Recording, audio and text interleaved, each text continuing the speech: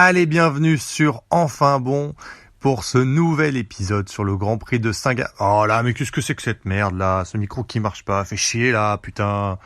Ah, je viens de recevoir un mail de la FIA. Apparemment, je n'ai plus le droit de faire de podcast sur la F1. Des mots grossiers que j'aurais prononcés. Vous l'aurez compris, ça a été un peu l'épisode de ce week-end à Singapour. La FIA qui interdit à Max Verstappen tout simplement de prononcer des mots doux en conférence de presse. Il parlait quand même de sa voiture et il s'est fait sanctionner d'une amende. Ça a fait tout un pataquès. Mais on va surtout revenir sur la victoire, l'écrasante domination de Lando Norris et de McLaren. Encore une fois, McLaren qui a survolé les débats. Mais là, Norris, ça fait vraiment le week-end parfait. S'est imposé vraiment sans discussion à Singapour. Et derrière, eh bien finalement, c'est Max qui sauve les meubles. Très beau finalement week-end de Max Verstappen qui vient prendre la place qu'il peut prendre avec la voiture qu'il a actuellement, la deuxième place. Et donc, où est la concurrence? On va parler franchement du raté Ferrari, énorme quand même ce week-end par rapport aux performances qu'ils avaient. Et puis les différents concurrents de cette troupe pour faire un bilan un petit peu sur les performances de Red Bull et l'avenir du duel Max et Norris et l'écart qui se resserre entre les deux hommes. Et puis on lâchera la larmichette, on va sortir les grands sauts. Arrêtez avec d'en parler, je suis pas bien. Non, ce n'est pas Lance Stroll qui quitte la F1, ça serait... oh mon Dieu, je crois que je fais un podcast dédié pour ça. Vous savez, si Lance Stroll se barre de la F1, enfin, je pense que on fait 25 minutes sur lui, quoi. Voilà, on fait un all-in. Non, c'est Daniel Ricciardo, Ricky, le grand sourire, qui s'en va. Alors un adieu émouvant et à la fois gênant, puisque quand même officiellement Ricciardo n'est pas parti de chez Red Bull VB Cash, l'écurie sœur donc. Mais quand même, ce week-end, tout le monde avait compris qu'il était remplacé par Liam Lawson sur la prochaine course. Et donc, il était en mode adieu. Donc, à la fois un peu gênant et puis émouvant quand même. On va revenir sur la carrière de Ricciardo quand même, qui a une très belle carrière en F1, qui se finit pas comme il voudrait. Mais écoutez, il aura quand même marqué l'histoire de la F1. On en parle, on en discute, c'est enfin bon, bien sûr!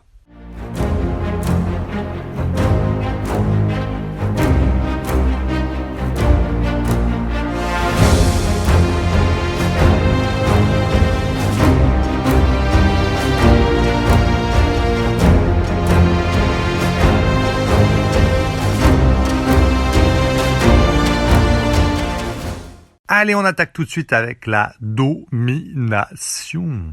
La domination de Lando Norris et McLaren ce week-end. Lando qui aurait été tout simplement impérial.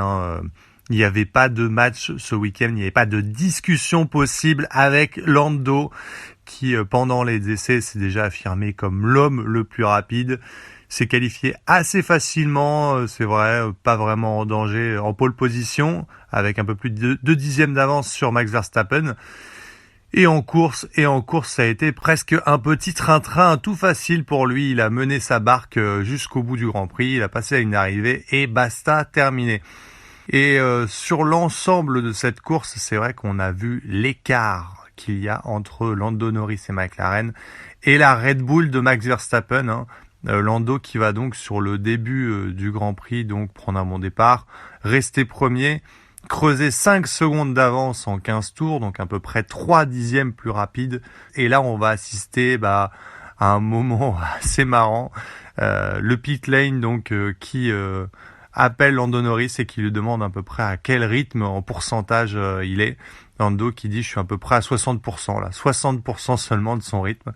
Et il lui dit écoute, on a besoin que tu creuses un écart de 15 secondes avec Max. Là il y en avait 5 en 15 tours, donc on en veut 15 pour avoir un matelas probablement pour l'apparition de la voiture de sécurité qui arrive assez souvent évidemment sur ce circuit de ville de Singapour. Et Lando va tout simplement augmenter son rythme pour aller 1 seconde plus vite que Max Verstappen. Voilà ce que Lando Norris a sous le pied, voilà ce que McLaren a sous le pied, et je suis pas sûr qu'il qu'il ait été à ce moment-là à 100% hein, en plus. C'est dire un peu le gouffre maintenant qu'il y a entre ces deux écuries, entre le rythme de ces deux écuries. C'est assez impressionnant.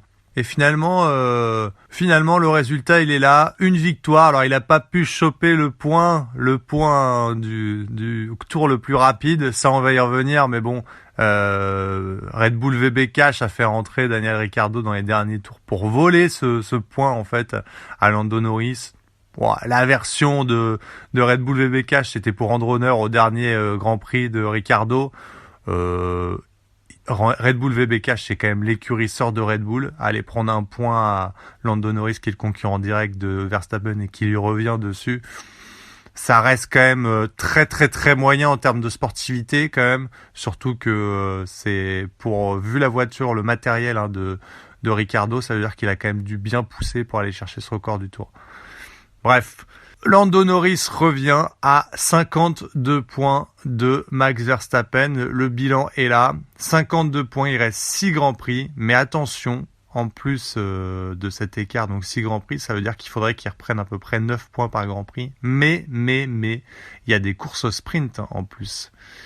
Sur les prochains Grands Prix qui arrivent, il y en a 3 je crois en tout. Ce qui fait des points en plus à disposition de Lando Norris. Et puis derrière, McLaren a encore marqué 40 points et s'éloigne un peu plus de Red Bull, même si honnêtement, là je vois pas comment de toute façon, d'ici la fin de saison, McLaren peut perdre le championnat constructeur. Je crois que c'est quasiment plié avec le rythme qu'ils ont maintenant. Là, la concurrence pourra pas revenir. En revanche, le duel est sur le feu entre Verstappen et Lando Norris. Alors, où était la concurrence ? Eh ben écoutez, Max Verstappen, le premier concurrent en tout cas, a terminé deuxième à plus de 20 secondes. Je crois qu'il était à 22 secondes de Lando Norris sur un deuxième relais que Lando Norris aura fait au trot, pas au galop, puisqu'il aura réduit son rythme drastiquement après avoir frôlé 2 fois le mur. Quand même un peu nerveux Lando Norris. On a senti qu'il poussait quelques fois et qu'il était pas loin de l'erreur. Et donc quand son équipe lui a dit de ralentir sur le deuxième relais, ça a stabilisé cet écart avec Max Verstappen. Ce qui montre aussi que s'il avait lâché les chevaux, il serait arrivé jusqu'à 40 secondes. Enfin, c'est un gouffre, quoi, vraiment un gouffre. Mais en même temps, Verstappen a fait un solide week-end pour aller chercher cette deuxième place, qui est presque inespérée parce que sur le papier et sur ce week-end en tout cas, c'est pas lui qui était, je pense, le plus rapide en deuxième place après Lando Norris. Je pense qu'il y avait du Oscar Piastri, il y avait de la Ferrari, on va y revenir tout de suite. En tout cas, il est parti deuxième assez solide. Il a été protégé un peu par les Mercedes 3 et 4 qui ont pas affiché un rythme de folie. Surtout qu'Hamilton est parti en pneus super tendres, ça n'a pas fonctionné. Clairement, il n'a pas affiché un très bon rythme. Ses pneus se sont dégradés assez vite. Et finalement, sur ce circuit, ce qui était pas très intéressant, c'est que le seul pneu qui fonctionnait vraiment, c'était le pneu médium. Du coup, si le hard et le super tendre ne marchent pas, personne ne veut vraiment les mettre. Du coup, tout le monde reste un peu en médium le maximum de temps. Puis finit par mettre les hards. Mais bon, avec les hards, ça fonctionne pas trop. Russell a pas affiché un rythme non plus de folie derrière, donc protégé par ses Mercedes 3 et 4, protégé de Oscar Piastri qui lui avait quand même un bon rythme, mais qui en début de Grand Prix a été quand même cadenassé par ces 2 Mercedes là et resté derrière, puis a fini par sur une stratégie décalée par les doubler, mais après il était trop loin de Max Verstappen pour revenir sur lui. Mais surtout, l'écurie qui a fait, qui a renversé son plat de pâtes et a mis les œufs après dessus, mais c'était trop tard, le plat a été renversé. La bolo ratée, c'est Ferrari, la Scuderia Ferrari. Un gros regret pour la Scuderia ce week-end, énorme raté, je trouve quand même, par rapport aux qualifications. En qualification, la Scuderia. Déjà en essai, la Scuderia s'affirmait comme une des voitures les plus rapides, surtout avec Charles Leclerc, qui était en grande forme à Singapour et qui était dans le rythme pour aller titiller plus ou moins Lando Norris, à mon avis moins que plus, mais pas très loin. Et Charles Leclerc, tout simplement, qui va se rater sur l'exécution de son tour lancé, qui va aller hors piste. Son tour va être annulé, il va se retrouver à la 9e place sur un circuit de ville où la place en qualification est cruciale. Et à côté de ça, son coéquipier Carlos Sainz qui va tout simplement se crasher en essai, en qualification dans la Q3 et qui va donc être 10e. 9e et 10e sur la grille pour les Ferrari. La victoire est pliée, sauf événement bien sûr avec une voiture de sécurité. Et c'est dommage parce que ensuite, une fois le Grand Prix lancé, particulièrement sur Charles Leclerc qui aura fait une stratégie décalée, il aura eu un rythme impressionnant. Franchement, Charles Leclerc pour remonter jusqu'à la 4e place. Charles est vraiment un rythme très impressionnant de Leclerc qui va tout remonter, enchaîner les records du tour. Mais surtout, c'est ce que j'ai noté, Charles Leclerc, donc dans la première partie du Grand Prix, va allonger son run en pneu médium, pour essayer de pousser, de se débarrasser un maximum, d'arriver avec les deux pneus plus frais sur ses adversaires pour les repasser. Il va rester quand même derrière Fernando Alonso jusqu'à accumuler près de 52 secondes de retard sur Lando Norris. Évidemment, bloqué derrière Alonso, Albon pendant un moment. Et une fois qu'il va se débarrasser de ces deux-là, alors pas Albon, Alonso et Hülkenberg. Une fois qu'il va se débarrasser de ces deux-là, il va foncer sur ses adversaires, il va se débarrasser donc de Lewis Hamilton, il va presque dépasser George Russell pour terminer à cette, j'ai dit 4e, mais c'est 5e place. Ouais, 5e place, pardon. Pour terminer à cette 5e place, puisqu'Oscar Piastri a fini 3e. Et pas loin de dépasser George Russell, c'est dire un peu le rythme qu'il avait. Et avec ça, il finit à 64 secondes de Lando Norris. Donc 52 secondes, 64, il a pris seulement 12 secondes. Tout ça en étant bloqué par des adversaires qui l'empêchent de le dépasser. Donc là, c'est quand même un rythme de folie et Ferrari a quand même beaucoup gâché en qualification. Je pense que Leclerc à la régulière aurait dû finir 2e de ce Grand Prix. Qu'Oscar Piastri, s'il avait mieux réussi sa qualification et son départ, il aurait pu finir 2e de ce Grand Prix, en tout cas devant Max. Sainz aurait pu être en tout cas un adversaire.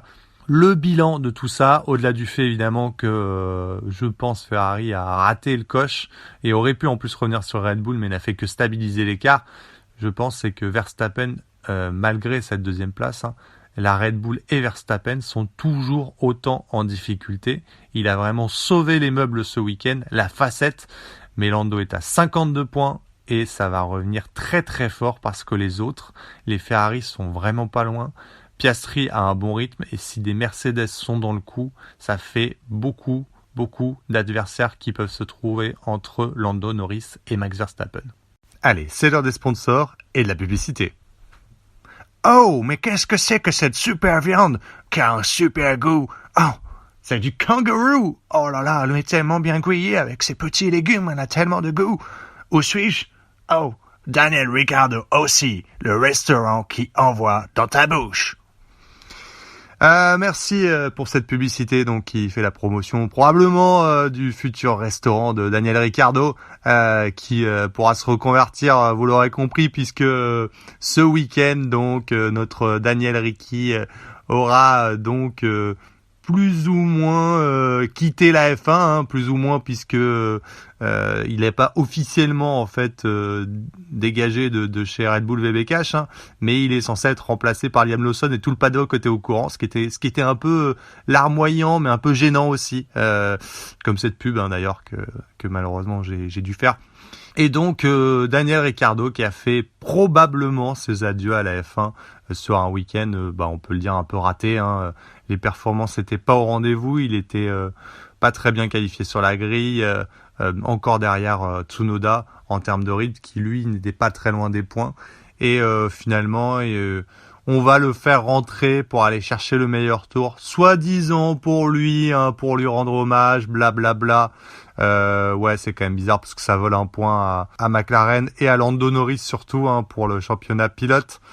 Mais bon, on dira rien, même si c'est gros comme une pastèque, hein, l'écurie sœur qui vient voler un point alors que Max Verstappen est premier. Bref, on va revenir sur sur la trajectoire, hein, sur la carrière de Daniel Ricciardo. On va quand même lui rendre hommage parce que Daniel Ric, pour le coup, il est arrivé en 2011 en F1. C'est vraiment là, on a connu toute sa carrière. Elle est assez récente en termes de mémoire. Hein. J'étais pas bébé en train de marcher, quoi. Donc c'est très frais. C'est vrai, Daniel Ricciardo, on l'a vu émerger, on l'a vu rayonner, on l'a vu être à son apogée en F1 et puis on l'a vu chuter, sombrer, être dans des périodes sombres de sa vie, j'ai envie de dire, et des performances. Daniel Ricciardo, donc, il a débuté chez HRT en 2011. HRT, c'était c'est le fond du panier. Hein, c'est pas steak cette année, mais c'est pire. Voilà, puisque c'est une écurie qui a vécu, je pense, 2-3 ans et puis après qui a coulé, qui a été rachetée.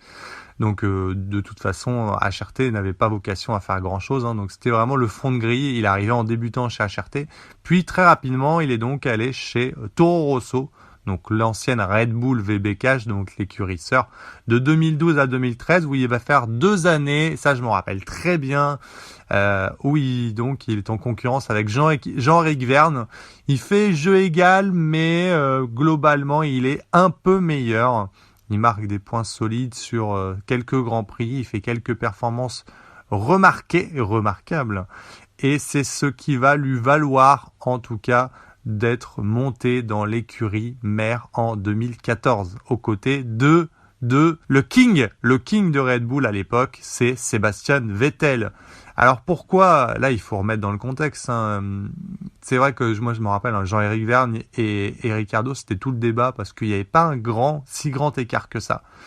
Mais l'écurie Red Bull, elle voyait quelque chose en Ricciardo qu'elle ne voyait pas en Jean-Éric Vergne. Et lorsque Ricciardo va monter donc chez Red Bull, il arrive chez Red Bull en 2014, lorsque Vettel sort de ses 4 titres mondiaux. Hein, c'est ça qu'il faut résumer. Hein. Donc Vettel, c'est l'homme providentiel de Red Bull. Il a gagné en 2010, 2011, 2012, 2013. Il est 4 fois champion du monde. Et Ricciardo débarque à côté de lui. Et dès son arrivée, dès sa première année, Ricciardo va tout simplement battre Sébastien Vettel sur une année. Alors 2014, hein, vous savez, c'est le grand tournant. On passe sur des moteurs, sur des hybrides. Et c'est le démarrage de la surdomination de Mercedes, hein, qui arrive déjà au premier Grand Prix avec presque 1 seconde d'avance. Donc c'est déjà plié en gros pour le championnat. Et ça va être le duel Hamilton-Rosberg. Mais derrière, Red Bull et Vettel s'en sortent très difficilement. Sébastien Vettel qui va pas prendre le pli en fait sur cette voiture et qui va se faire dominer par Ricciardo, qui va s'offrir 3 superbes victoires dans la saison quand Vettel n'arrivera même pas à en avoir une, et surtout qui va nous gratifier de dépassements incroyables, ces fameux dive bombs.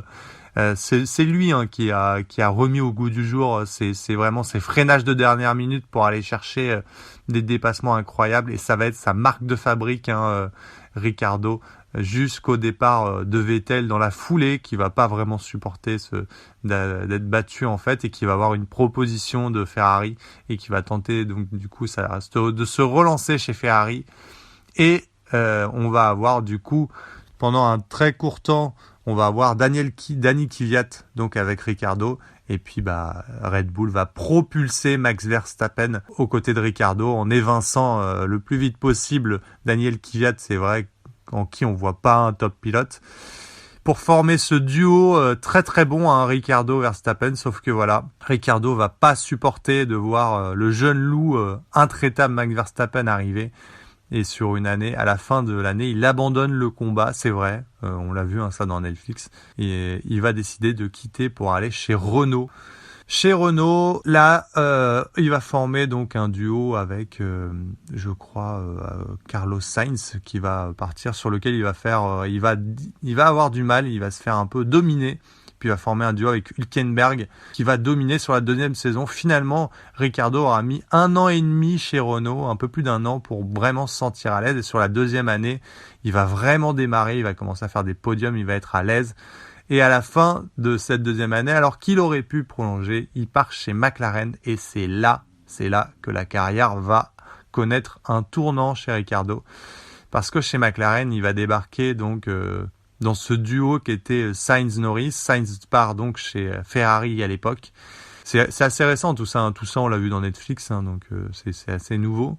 Et Ricciardo va donc être coéquipier de Lando Norris. Lando Norris qui battait Carlos Sainz. Et je pense qu'on minimisait ça parce que l'écart était pas si grand et parce que Sainz était vraiment au top à ce moment-là quand il était en duo avec Norris. Et ça prouve à quel point il était pas prêt finalement, Ricciardo, je pense, à se confronter à un niveau au-dessus en termes de pilotage, à Norris qui a prouvé qu'il était un top pilote. Et il va se fracasser les dents chez McLaren. Des performances très mauvaises. Très très en retrait par rapport à Lando Norris. Sur 2 années, il va jamais s'en sortir. Et finalement, McLaren va décider de se séparer de lui jusqu'à ce que, on connaît l'histoire, Red Bull VB-Cash le rappelle cette année pour finalement revenir un petit peu et refaire une petite pige pour se relancer, pour le mettre éventuellement à la place de Pérez. Mais finalement, la flamme n'aura pas pris. Il n'aura jamais réussi à retrouver le niveau qu'il avait chez Red Bull. On l'a entreaperçu ce niveau chez Renault sur cette 2e année, donc quand il a réussi à redémarrer, mais une fois qu'il s'est envoyé chez McLaren, vraiment le crash mental a été énorme. Il a été détruit, je pense, par Lando Norris, par les performances de Lando Norris à l'époque. Et lui a tout essayé sur sa voiture. Il a essayé de tout changer, il a essayé de prendre les réglages de Lando, ça ne marchait pas. Il a essayé d'autres réglages, ça fonctionnait pas. Il a jamais été dans le coup. La seule victoire qu'il a réussi à avoir, c'est celle de Monza, sur des consignes d'équipe où on a demandé à Norris de ne pas le dépasser. Donc vraiment, une carrière en 2 temps pour Ricciardo, mais quand même, Ricciardo qui aura dans sa carrière, donc avec Red Bull notamment, remporté 8 victoires. Il aura fait un paquet de podiums aussi. Donc il a une très belle carrière en F1 qu'il aura marqué. Et comme on dit, ciao Ricky, à la prochaine. Et donc pour finir ce podcast, on va donc revenir sur le prochain Grand Prix. Donc là on a 3 semaines de pause. Tu peux prendre ta tequila, chill up mon gars, chill up.